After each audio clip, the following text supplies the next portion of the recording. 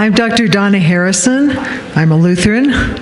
I'm the Director of Research for AAPLOG, American Association of Pro-Life OBGYNs. And I wanted to talk today about do-it-yourself abortion, where we're at now. So as I said in the description, the current battle over mifepristone, which is the drug that induces abortion, epitomizes the struggle to save human beings in the womb. But abortion pill reversal breathes hope into despair. We're going to talk about those things. We're going to talk about where we're at now and what lies ahead.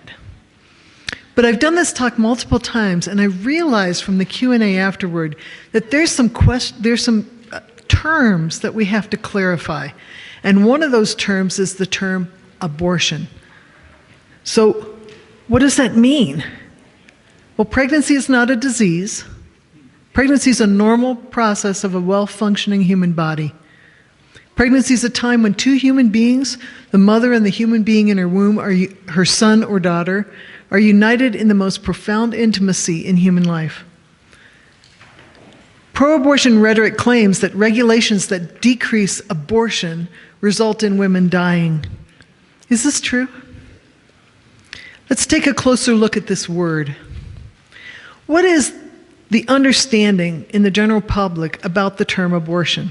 So I went to Wikipedia, the source of all knowledge. Abortion, they say, is the termination of a pregnancy by removal or expulsion of an embryo or fetus. That's patently absurd, because that makes a C-section or a vaginal delivery an abortion. So what is an abortion? What are we talking about? The American Association of Pro-Life OBGYNs clearly defines abortion. An abortion is a drug or a procedure which intentionally causes the death of the child in the womb during delivery or shortly after delivery. That's the point of an abortion. The purpose of an abortion is to produce a dead baby. Circumstances that are not an abortion include separating the mother and her embryo or fetus to prevent the mom's death, or to prevent immediate, permanent, irreversible bodily harm, which cannot be prevented in any other way. That includes ectopic pregnancy and critical maternal illness. Even the extremely pro-abortion advocacy group, the American College of Obstetricians and Gynecology, agrees with us. They hid this definition in their website, but if you click on the hot links, you can find it. An induced abortion is an intervention to end a pregnancy so that it does not result in a live birth. What does that mean? To make sure the baby does not survive the separation. That's what an abortion is. What does this have to do with miscarriage? It has absolutely nothing to do with miscarriage. In a miscarriage, the baby has already died. So there's no need to do something, an action, so that it does not result in a live birth. In an elective induced abortion, the baby is alive, and the purpose of the procedure is to kill the baby before or during delivery. This is especially clear for late-term abortions after 22 weeks, when babies could live outside the mom's womb, but they don't, because the purpose of an abortion is to produce a dead baby. Is treating an ectopic pregnancy an abortion? Turns out that 93% of the time, the baby in the mother's tube has already died, because the tube doesn't provide the kind of nutrition that the womb provides, and the baby only gets so far and then dies, but the placental tissue is still there and can grow. 7% of the time, the baby is still alive. But if you don't separate the mom and that baby in her tube, both the mom and the baby will die. There is no current way to save the baby in these tragic cases. But this is not an abortion, because the separation is done to save the mother's life, not for the purposes of killing the baby. And let me make this clear. If a woman has an ectopic pregnancy with a baby that's alive, and you go in and kill that baby, the woman still has an ectopic pregnancy. It's done nothing. Whether the baby's alive or dead, you have to separate the mom and all the pregnancy tissue. If we could save them both, we would. ACOG and Planned Parenthood both used to state clearly on their website that treatment of an ectopic pregnancy is not an abortion, but after Dobbs, they scrubbed their website. so that they could perpetrate this blinding snow and confuse the definition of what an abortion really is. So thanks for giving me that background, because it just helps to clarify, and maybe will help you to clarify when you're in conversation what is and what is not an abortion. So we're going to talk now about do-it-yourself abortion. We're going to talk about the battle over FDA and the REMS, and we're going to talk about reaching the heart of the despairing woman with abortion pill reversal.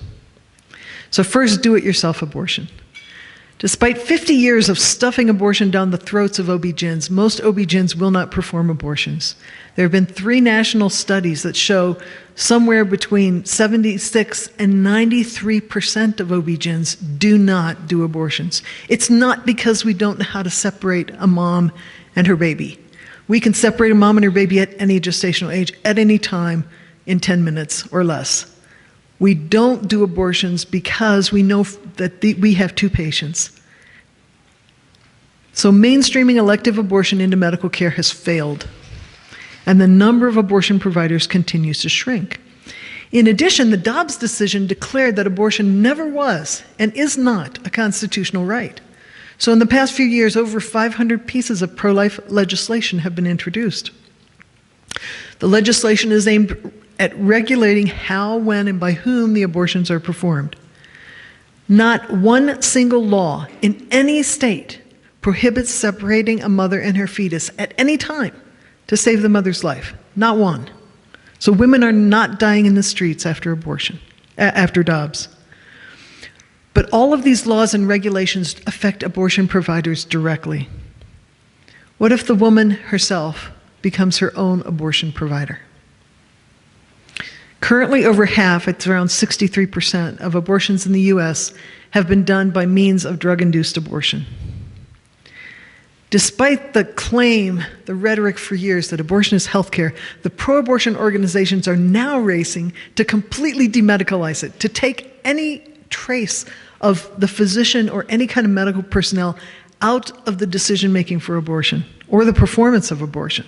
They want women to do their abortions at home without any physician involvement.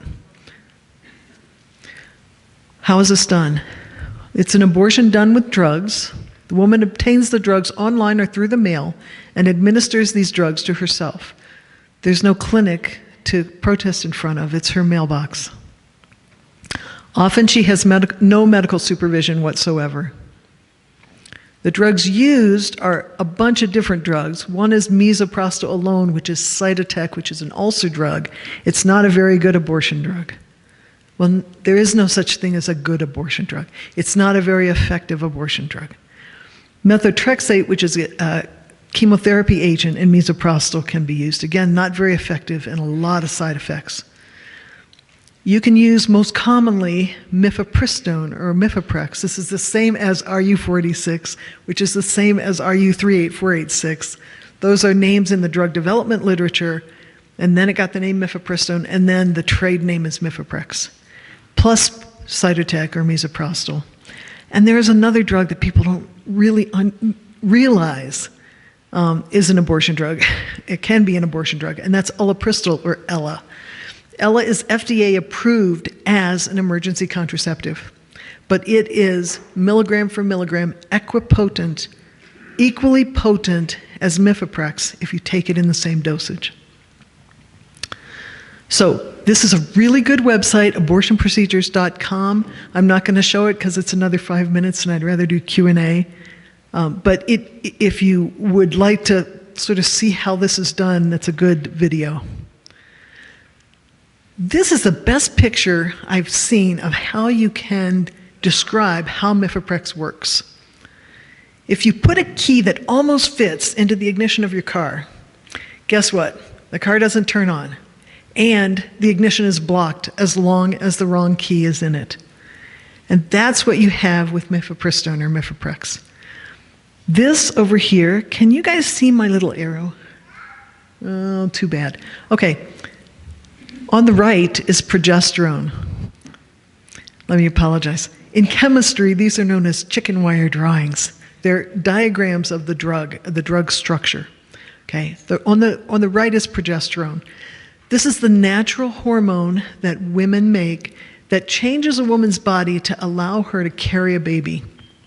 Because there's profound changes. Progesterone affects the woman's brain, her breast, her immune system, and of course her womb.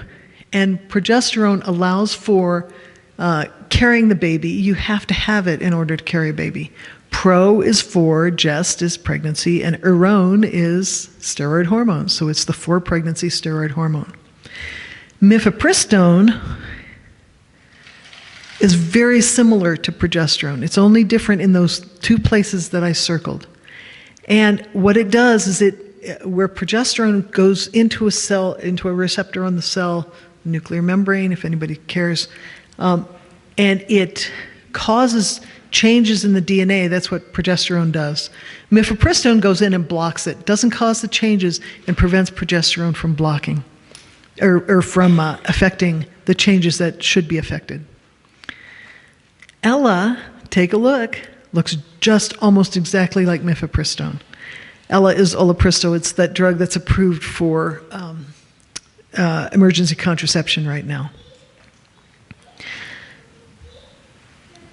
Ella is the fallback. If mifepristone's taken off the market, we already have in process those who are advocating for the use of Ella for induced abortion. And studies have been done, and lo and behold, it's just exactly what we know. It's very effective. This is a look at the data that was used to approve Ella as an emergency contraceptive.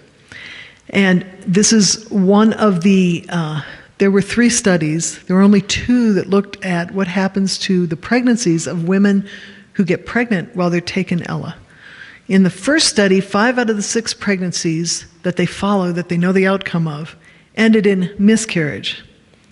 And in the second study, 4 of the 6 women miscarried, and the remaining 2 were lost to follow-up. Okay? So you can see it's a very effective drug for ending a pregnancy. And it is the backup drug if Mifeprex is removed from the market. So I want you to be aware of this and prepared, because there's a very high chance that Mifeprex might be removed from the market. The approval was completely bogus. But what's going to happen? We're going to be launched into this discussion about, oh, now you're going after the contraceptives. Well, yeah, contraceptives that can be used to produce abortion. So be prepared for that discussion that's going to be coming up in the next couple years. What's going on with FDA and the REMS? And by the way, what is a REMS? I'll tell you in just a minute. The mantra which must not be challenged. It's like the name that must not be named. The mantra that must not be challenged is safe and effective. The abortion industry spin, and you'll see it in the media, there's no risks. Mifeprex is 100% effective. It's so safe that no one needs to be trained. And any woman can use it on her own, even when she can't access healthcare facilities. In fact, it's pushed and argued that women who can't access healthcare should have access to mifepristone for a, quote, safe and effective abortion. Well, what is the reality? Hemorrhage, massive hemorrhage, infection, surgical complications, incomplete abortion, ongoing pregnancy, and death. These risks increase as the gestational age of the pregnancy increases. By the way, how can you tell accurately what the gestational age of a pregnancy is when a woman is very early? There's only one way. That's ultrasound. Are these women getting ultrasound? No. You may have heard of the EPPC study. EPPC is Ethics and Public Policy Center. And what they did was they looked at a database, an insurance database, and they looked at women who bought Mifeprex and misoprostol and had a code for unwanted pregnancy or elective termination of pregnancy. Okay? They found that 10% of the women who fall into that category experience sepsis, infection, hemorrhaging, or another serious adverse event. That's 1 out of 10 within 45 days following a mifepristone abortion. This means that the real-world rate of serious adverse events following mifepristone abortion is 22 times higher than the summary figure of less than 0.5% in clinical trials on the mifepristone label. Does FDA not know this? Yeah, they know this. If you look at the couple pages before this less than 0.5% on the table, they talk about the hemorrhage rate of 1 out of 20, and sometimes higher, sometimes 8%. They know this. They even warn about it. But they've done a lot of subterfuge to cloud the issue that this is a dangerous drug. Again, you can't challenge the mantra of safe and effective. One of the criticisms of the EPPC study is that it wasn't peer-reviewed. It wasn't in the peer-reviewed literature. No, it wasn't. But let's look at the peer-reviewed literature. Here is a study from Finland. It's several years old, 2009, where they looked at the medical record, because in Finland owns the medical record. So there's no issue of not being able to access data like there is in the US. And they looked at immediate complications after medical compared with surgical termination of pregnancy. With this drug-induced regimen, 20 out of every 100, that's 1 out of 5, guys, with a significant adverse event. 20 out of every 100 women had a significant adverse event, including 15 out of 100 hemorrhaging, 7 out of 100 with tissue left inside, 6 out of 100 needing surgery. And that's not the only study.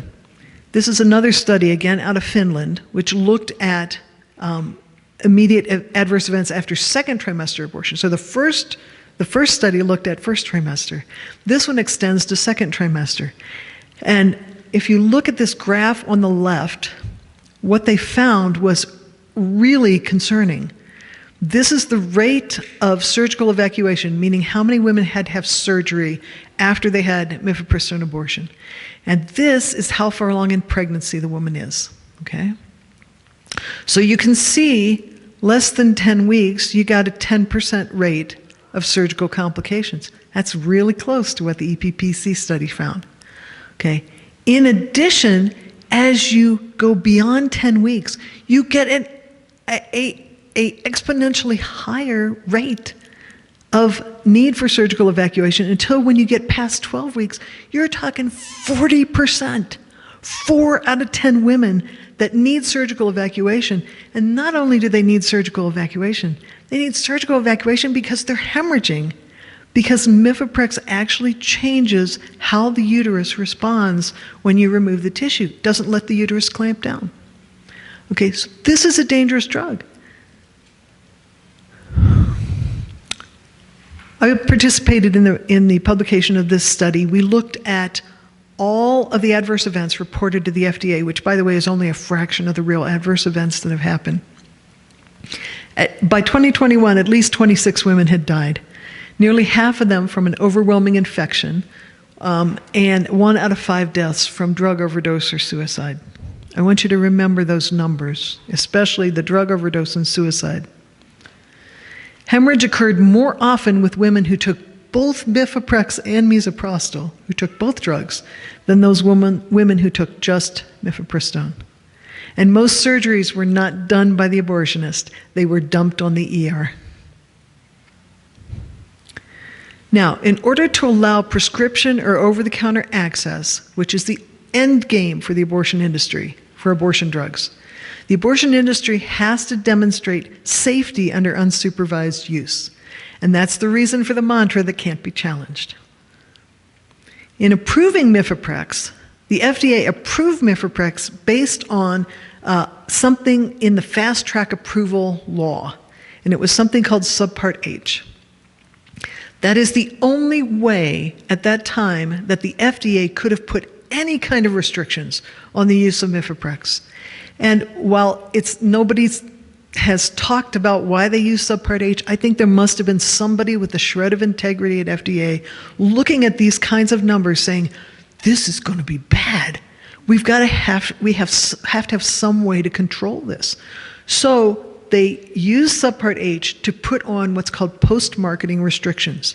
And this was formalized as a REMS with Itatsu. What's a REMS with Itatsu? It's a risk evaluation and mitigation strategy, that's the REMS, with elements to assure safe use, that's the Itatsu. But what's happened with the REMS? Okay, this is a chart from our buddies at ADF, which looks at the initial approval and the criteria for the initial approval. What they approved, they put a limit of 7 weeks. They said that you couldn't keep giving doses of Cytotec. They said it could only be dispensed by or under the supervision of a doctor. You had to have an in-person administration of the drug. That is, the person who's getting the drug had to take it in the presence of the person dispensing the drug. It had to be dispensed in person. You had to have a follow-up visit, and prescribers had to report adverse events. In 2016, at the end of the administration that was in power in 2016,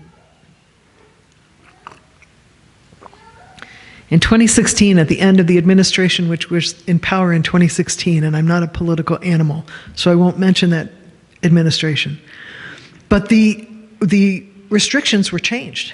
And they were changed not based on any science. They were changed by fiat. They extended from 7 weeks to 10 weeks, changed the dosage, changed the route of administration because women were dying from this deadly infection, and they thought that by using the second drug, administering it through the vagina was contributing to their deaths. So without any experimentation, they just changed it. Timing, they allowed a flexible timing of the second drug in order that they didn't have to have in-person dispensing. So, and the other thing they did was they said, there was no need to follow up these women who have a high rate of tissue left inside or other complications. Don't have to see them again. And they also said, we're going to make all these changes, and by the way, you don't have to report any adverse events from here on out, except if the woman dies. Okay. So during COVID,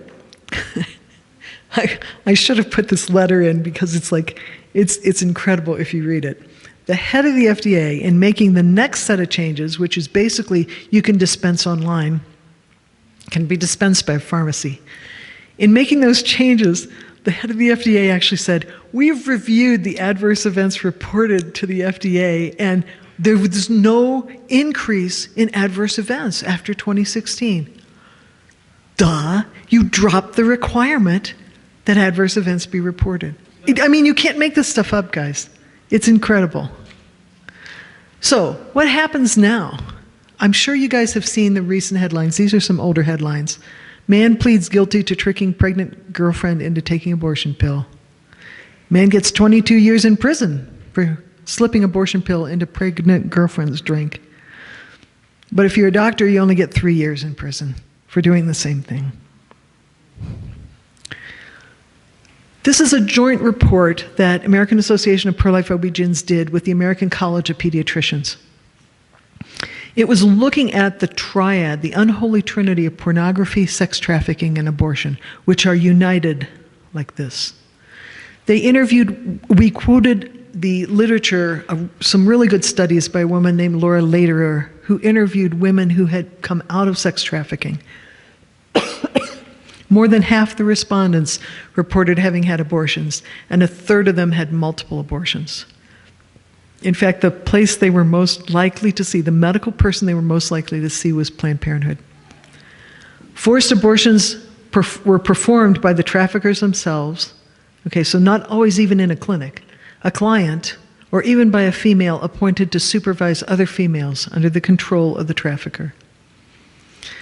That's the reality. What mifepristone does is it enables sex trafficking, and the demand for mifepristone is interlinked with the supply of sex trafficking.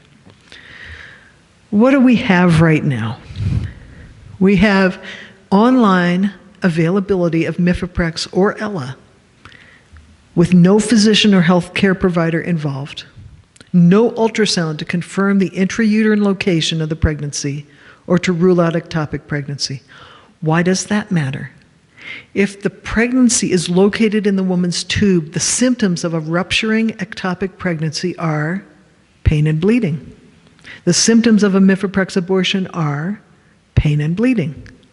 So in reviewing those adverse event reports that were submitted to the FDA, there were several women who had pain and bleeding, significant pain and bleeding, called the abortion provider who said, and they said, I have pain and bleeding, and they said, honey, take some Tylenol and go back to bed. That's a mifeprex abortion. And they died because they hemorrhaged to death, because nobody recognized this is a rupturing ectopic pregnancy. So it's really important. In fact, the mifeprex label says, do not give mifeprex if the woman has an ectopic pregnancy. It's an absolute contraindication. But now, how do you know? You're ordering it online?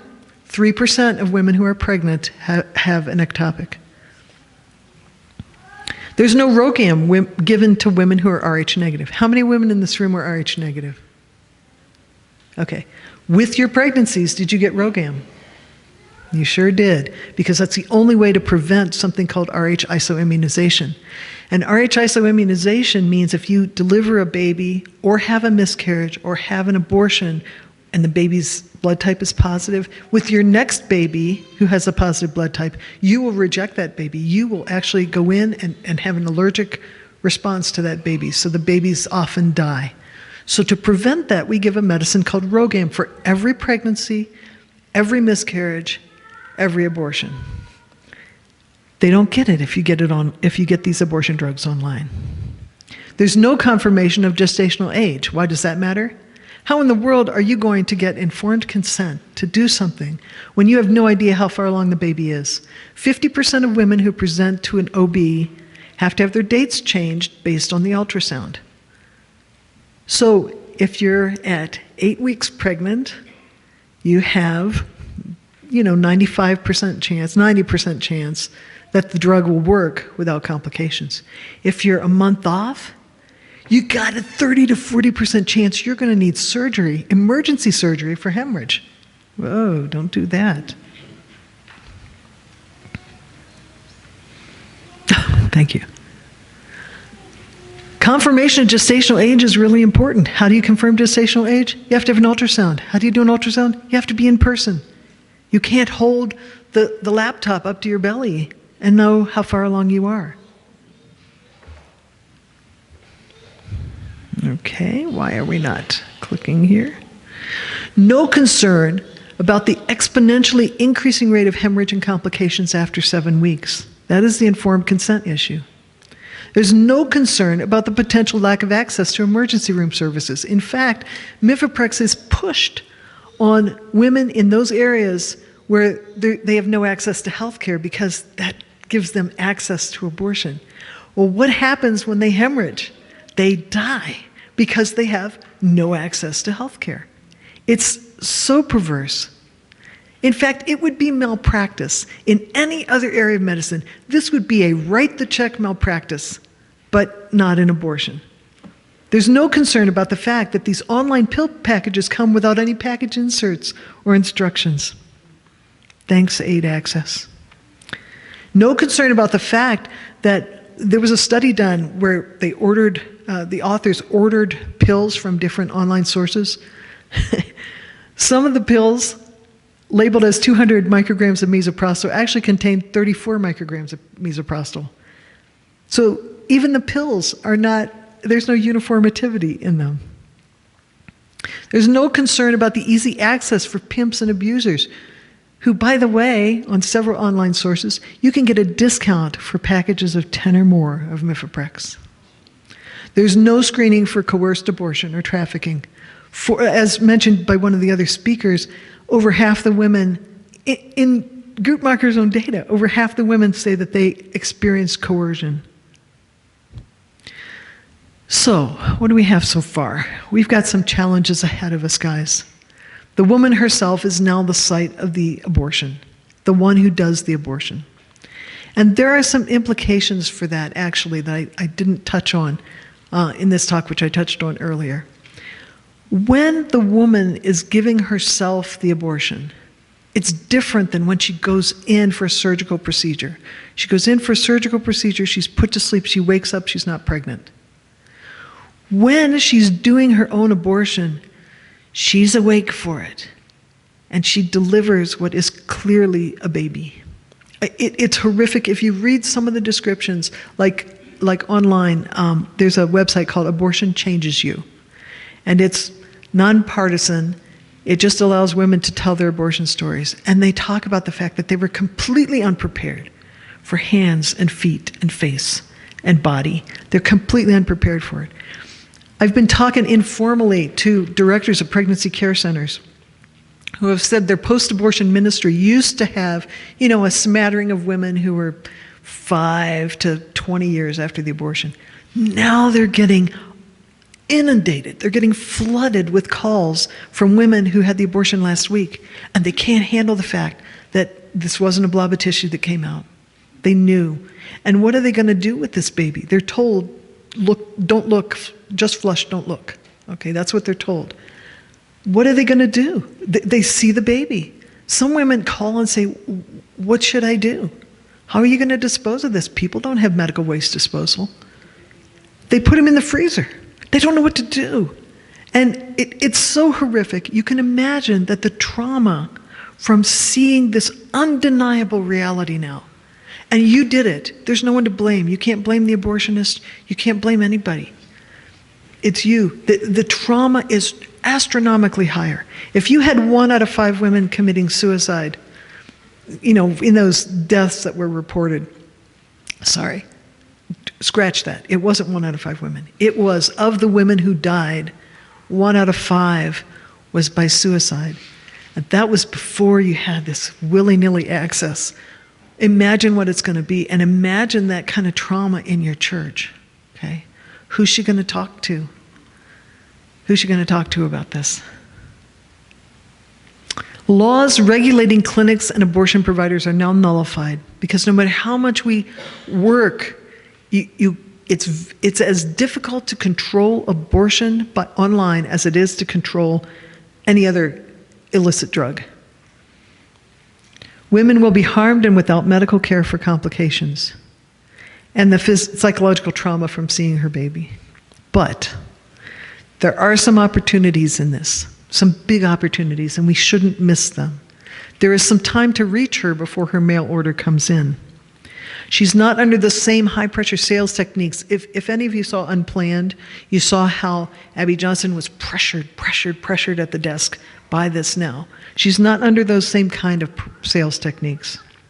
And she may change her mind before she takes the second drug, misoprostol.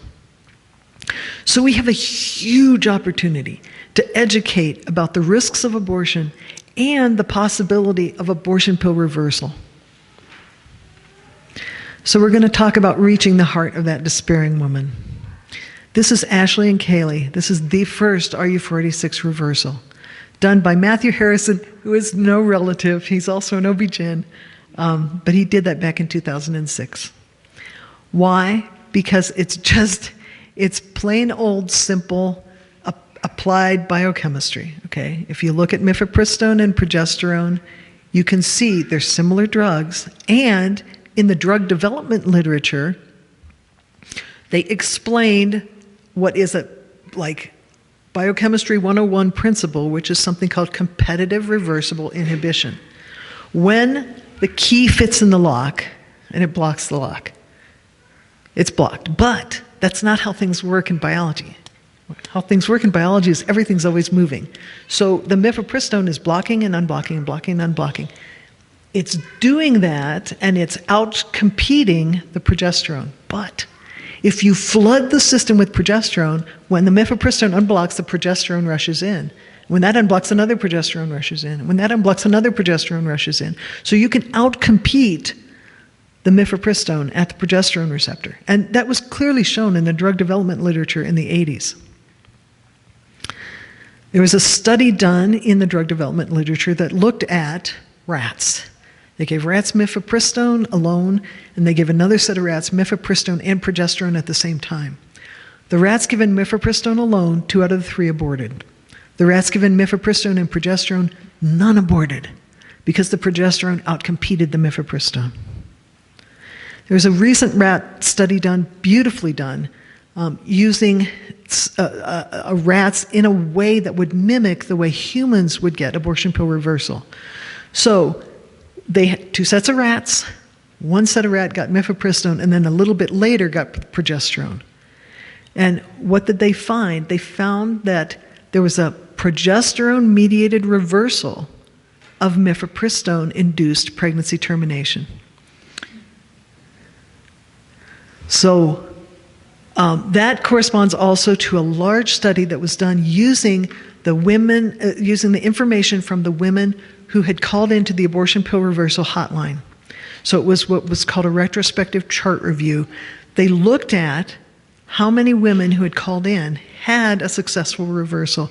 And what they found was reversal rates of 64 to 68% and no increased risk of birth defects.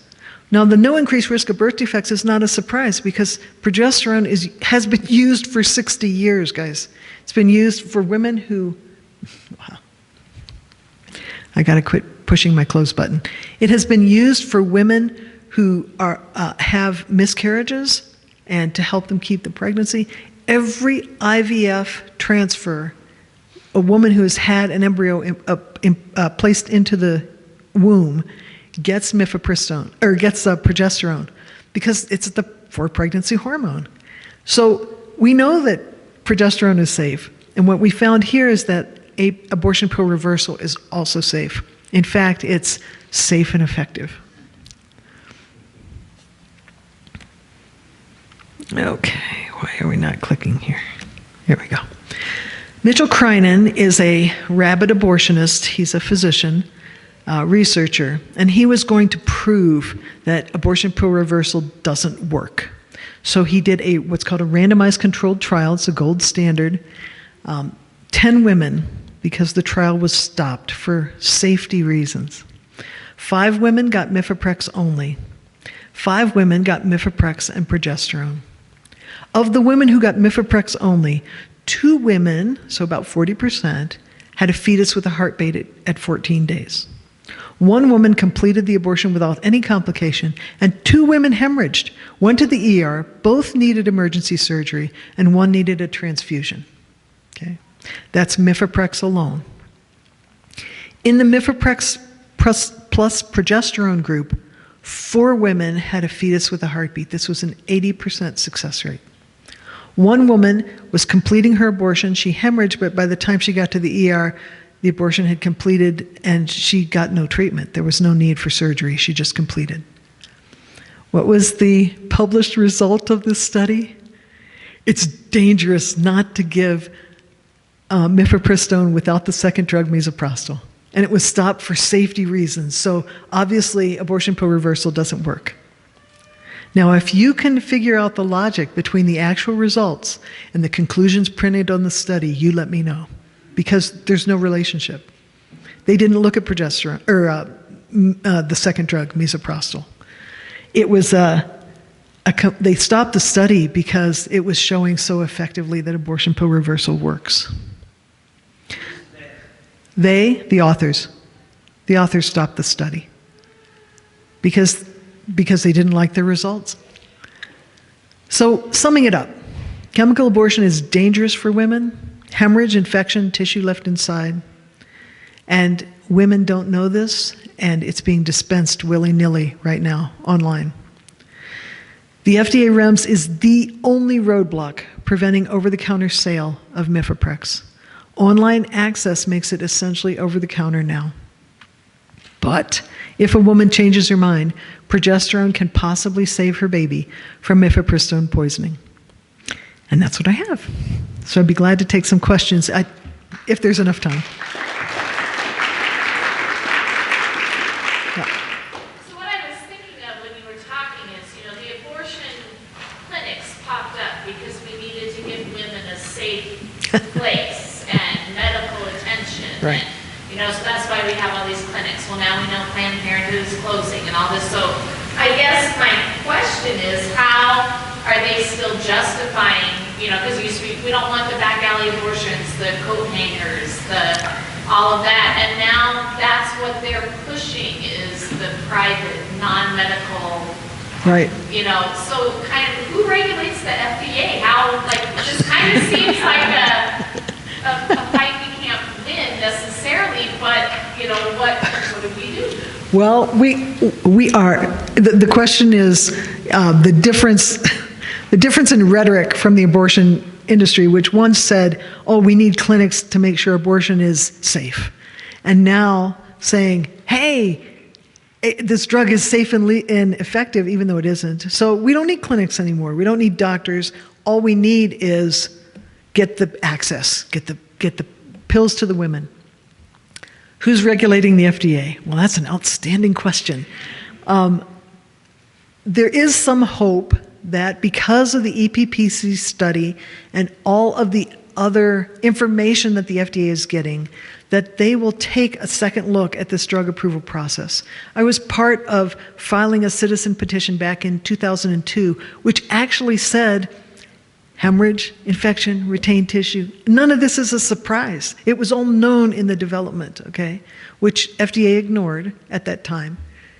So maybe if the FDA takes a look again, if they take a real look, they'll say, just like the Supreme Court said with Roe, this is not right. And hopefully they will pull the drug. But remember, the day they pull the drug, there's Ella. And then you're going to get into a conversation. You're just against contraception because Ella is a contraceptive, or at least FDA approved as such. So I just want you to be prepared for that next battle. And the FDA is looking at, well, at least they say they're looking at the approval process itself for mifepristone. Yeah, go ahead, Pastor. Two things. First of all, just a bit about the widespread line in the medical field on this whole subject is just, it's astounding that they can get away with it. But I really want to ask a technical question about the ultrasound dating of the pregnancy or Yes. on. Because when we passed the bill for this to regulate the abortion drug in Wyoming, the big pushback was that the only way to date pregnancy is with a transvaginal ultrasound. It's not true. Yeah, it's not true. Now, if the woman is, it depends a little bit on the size of the woman, okay? If the woman is very big, then it's going to be more difficult transabdominally, on the surface of her abdomen. But if the woman is normal size or even, just a little fluffy, you can get a very good picture of an early pregnancy. And it's done all the time. You don't have to do a transvaginal ultrasound. So thank you in Wyoming for doing what you did. Yep. What are the online providers that you can purchase these drugs? I had a slide that I pulled. There were 70, back like about 4 or 5 years ago, there were 70 online providers that you could, now I think the biggest one's 8 Access, and they're bragging about it. They're not normal retailers anyway, right? What's a normal retailer when you go online and say, I want an abortion pill? Just do it. Go online and say, purchase mifepristone or purchase abortion pill and see what pops up. There were 70 5 years ago. Yeah, go ahead. Minnesota, do we have this on the shelf? Not pharmaceutically. Across the country, it is legal for a pharmacy to dispense this drug. And I believe that Costco, is Costco the only one? Kroger's, I know, said they're not going to dispense it. But I think the other major pharmacies are dispensing it. It's not over the counter, but so there's 2 ways you can get it. You can have your abortion provider write a prescription. In some states, they don't even have to sign the prescription. So how do you know it's even from it's crazy. And take that to a pharmacy where they'll dispense it. Or you can just order it online, and you don't have to go through any kind of screening at all. Yeah. Go ahead.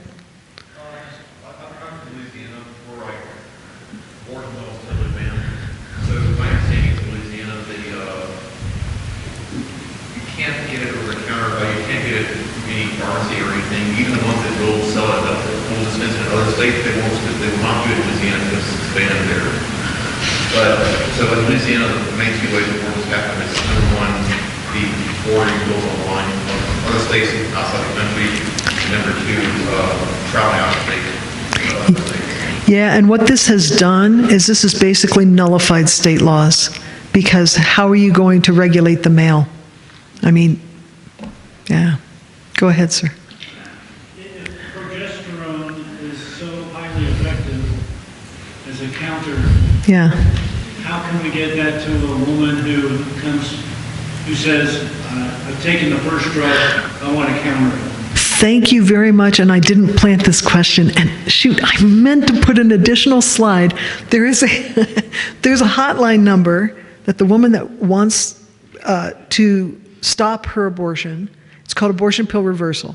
So if she calls the APR hotline, then she will be connected to a physician in her area who can then prescribe the progesterone. Progesterone isn't over the counter.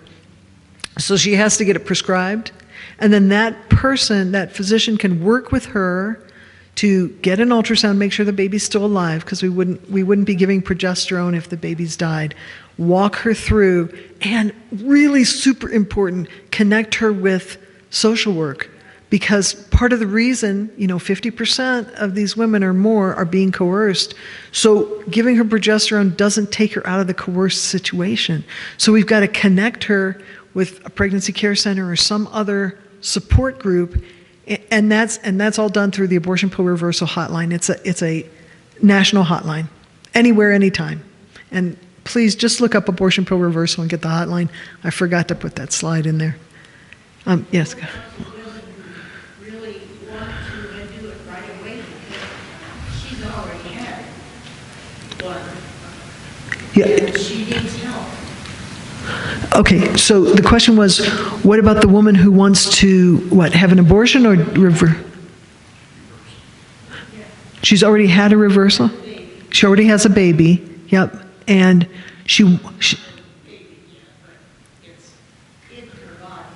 it's a baby. It's just a baby in utero, but yes. I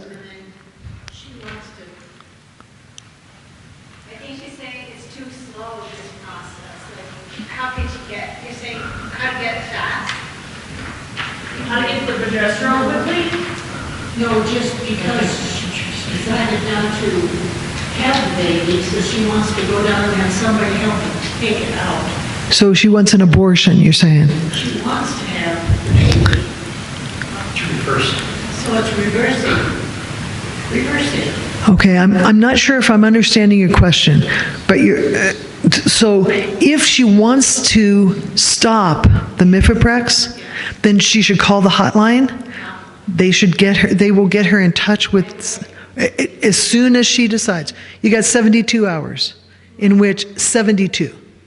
So a little more than 2 days, okay? And then we'll get her in touch as fast as can possibly be done.